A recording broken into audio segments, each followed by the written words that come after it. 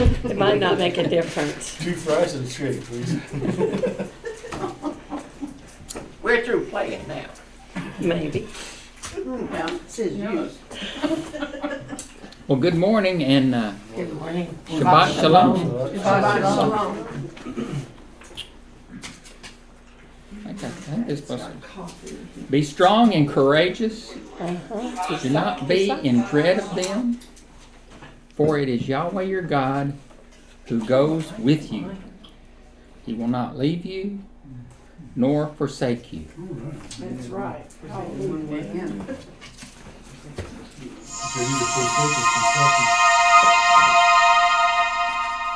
Mine A not. teeny bit loud. Join me in saying the blessing. Blessed are you, Lord our God, King of the universe, who has sanctified us in his commandments, and commanded us to engross ourselves in the words of the Torah. And in Hebrew, Baruch atah Adonai Eloheinu melech haolam, asher kedeshanu b'mitzvotav v'tzavanu le'asot b'divrei Torah. Morning, how are you doing? And what does Proverbs 15:8-10 say? Yahweh detests the sacrifices of the wicked, but delights in the prayers of the upright. Yahweh detests the way of the wicked, but loves anyone who pursues righteousness. Discipline is severe for one who leaves the way, and whoever can't stand correction will die. Yeah, those are pretty stiff words, do you think? Okay. All right. Is this where it is? Yeah, this is great. This is Proverbs 6:20-25. I did this last year, but I liked it so much I'm repeating it this year.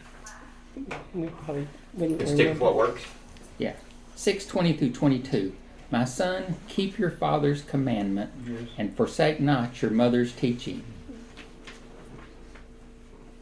For the commandment is a lamp and the teaching a light, and the reproofs of discipline are the way of life. Bind them on your heart always, tie them around your neck, to preserve you from the evil woman, from the smooth tongue of the adulteress. When you walk, they will lead you. When you lie down, they will watch over you. And when you awake, they will talk with you. Do not desire her beauty or her heart, and do not let her capture you with her eyelashes. Now, what's that talking about?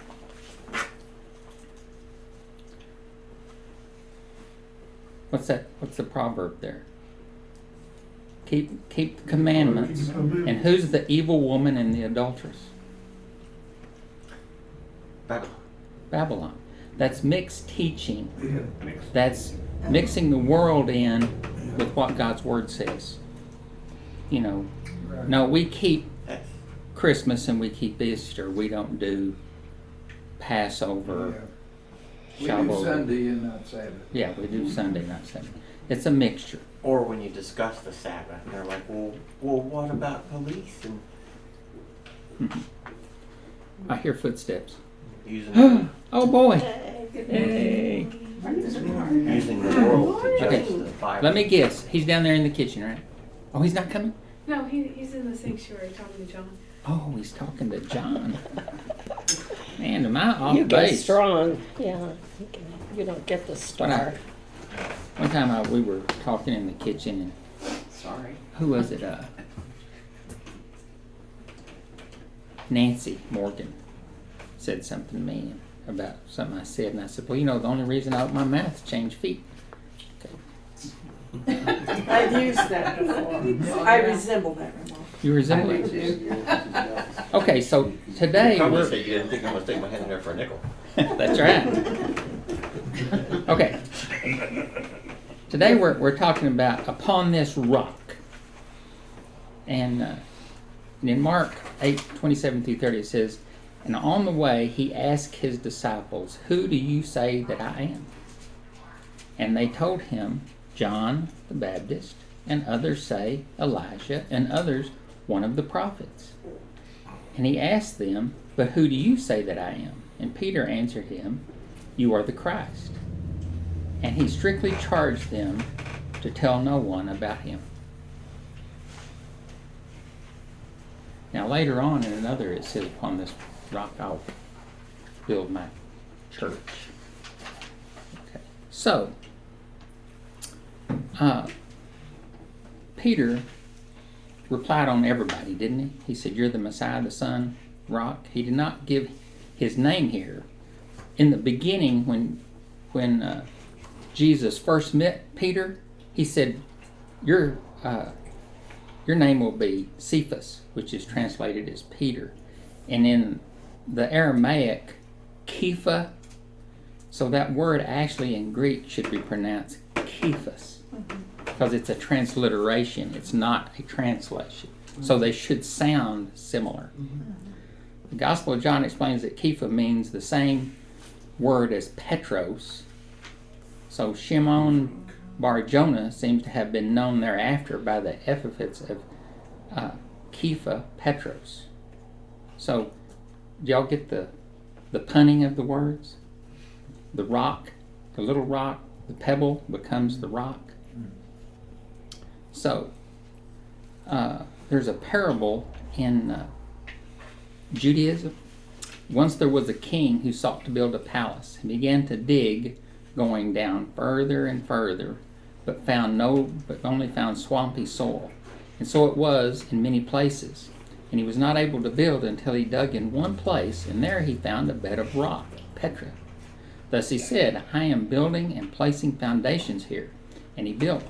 So too the Holy One, blessed be he, sought to create the world. He was setting and scrutinizing the generation of Enosh and the generation of the flood. And he said, For what shall I create the world, and let those wicked men arise and vex me?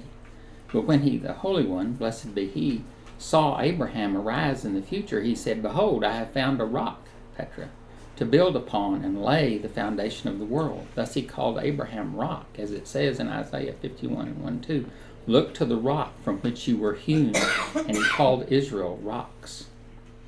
The parable uses the Greek Petra in Hebrew as a loan word. You all think about that? You have loan words like we have loan words in English. That, like reconnoiter is a French word that means go find out what's out there. But that's the French word. It's not an English word. Now I've lost my place because I can't. You can't interject. The parable is similar to Matthew 16:18 that relates this Mark passage back to Yeshua. In what way is the disciple Simon Peter the Petra foundation of the Master's assembly? The 19th century Messianic Jewish commentator Rabbi Lichtenstein explains that Peter was the first to proclaim Messiah to the Jewish people and the first to proclaim the gospel to the Gentiles. He founded the first community of Yeshua followers in Jerusalem, and he laid the foundation for the work among the Gentiles at the house of Cornelius. So what is today? This is the Shabbat. It's between trumpets and Sukkot. So this is the Shabbat of Teshuvah. It's the Shabbat of turning and changing our lives. Because what are we getting ready for? What are we celebrating? Yom Kippur and God with us. Tabernacles. So, there are many foundational stones, but there's only one rock. You see it on the screen? There are many foundational stones, but there's only one rock, or the one chief cornerstone. And that is Yeshua is the Messiah. All teaching must line up with him. That's a quote from this guy. What do you think? Do you think that's what we ought to be in line with? Is saying all teaching in the Old Testament and the New Testament. Or you can test all your understanding to all the Old and the New Testament. To He's Yeshua. not only the cornerstone, but he's the capstone. He's the beginning and the end. He's not only our ruler, but he's also our ruler. Okay, so now we're ready to read. I'm not gonna be able to show you. Okay, Deuteronomy 31, 1 through 3. So Moses continued to speak these words to all Israel. And he said to them, I am 120 years old today. I am no longer able to go out and come in. Yahweh has said to me, you shall not go over this Jordan. Yahweh your God himself will go over before you. He will destroy these nations before you, so that you shall dispossess them, and Yahushua will go over at your head, as Yahweh has spoken. How old was Moses? 120. But it says he says, I can't go out and come in anymore. I'm too old. But what does it say in when he goes up on Mount Nemo and dies? What does it say about it? His eyes were sharp.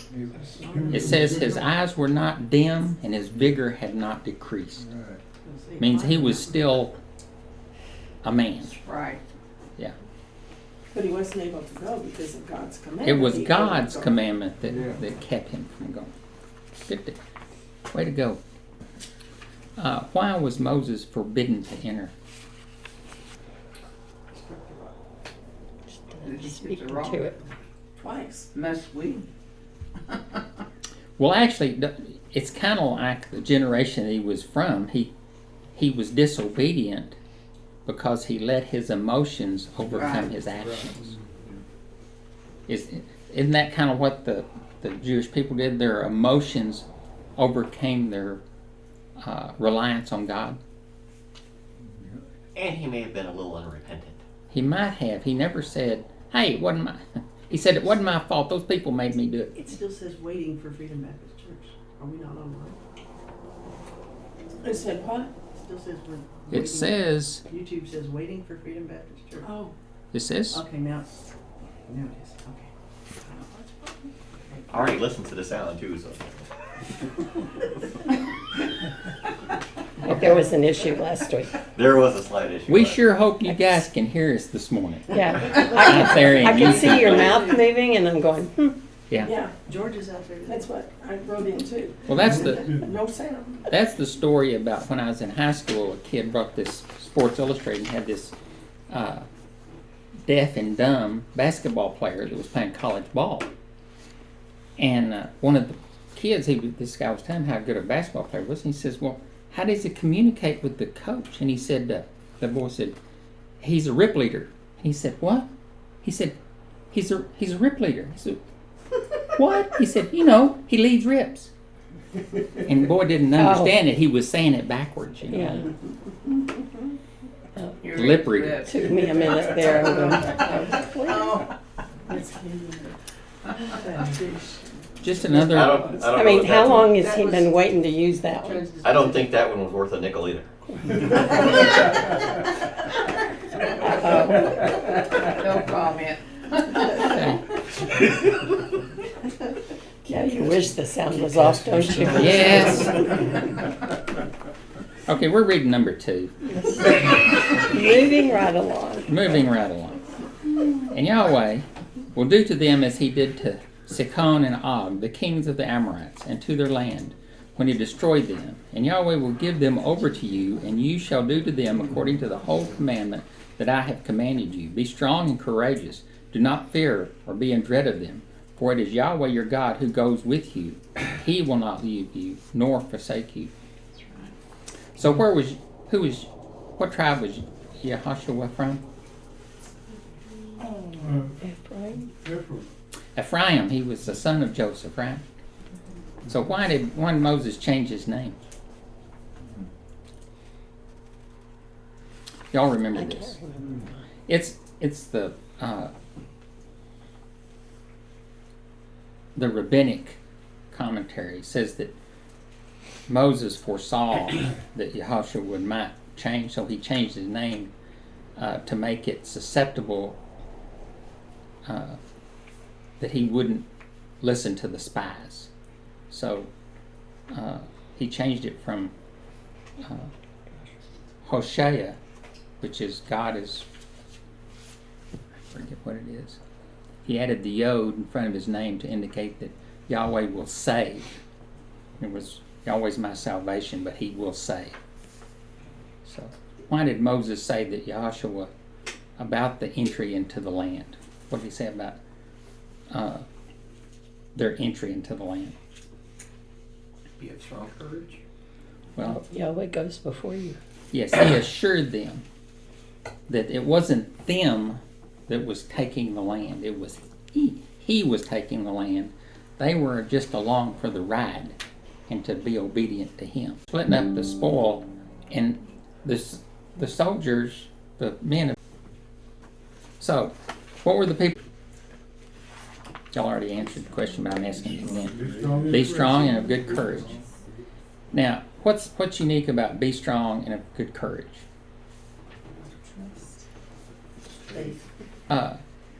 He will not fail you or forsake you is written in the singular, so it's for each person individually. So he's talking to a whole crowd, and he's saying, so you got to be strong and be of good courage. And when you're in a group, you have something to say. You might not, say, well, I don't want to ask a dumb question. And what's the answer to dumb questions? There are no dumb questions except the ones that don't get asked. If you don't ask it, you don't learn. So how is it that we learn? And so it seems like that ought to be pretty simple, doesn't it? It's from hearing and hearing from the Word of God. Right? And of Yahweh, and to all the elders of Israel. So again, Moses says to be strong and brave, right? Next to the ark, not in it. And it didn't say he gave it to it. So they in 12 copies. It makes some sense to me. You want to have a master copy, don't you? It's plausible. It's plausible. It'd be a lot of writing on Moses' behalf, wouldn't it? He had 40 years. They had 40 years too. He had 40 years. Okay. And create calamity. I am the Lord. We ends that with who does all these things. And it's me that's doing this. So that, and are full. And when many evils, this song, and then it's a comma for the next. Why was Moses told to do in response to God's revelation? Sometimes it's easier to remember that way. It's true. You put something to music, you put it in a song, it's just in your head dancing around all the time, right? Mm-hmm. Especially if you're made to memorize it. So when did Moses compose this song? Before he died. That's a good thing he did it before he died, right? The same day that he was commissioned, he said, write the song, write.